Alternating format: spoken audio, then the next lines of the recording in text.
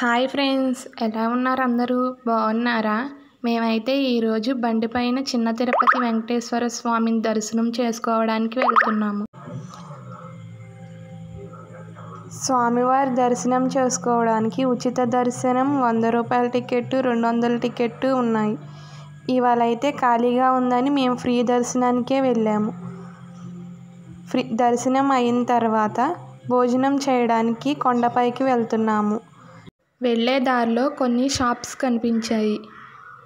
తర్వాత ఆవులు కూడా ఉన్నాయి.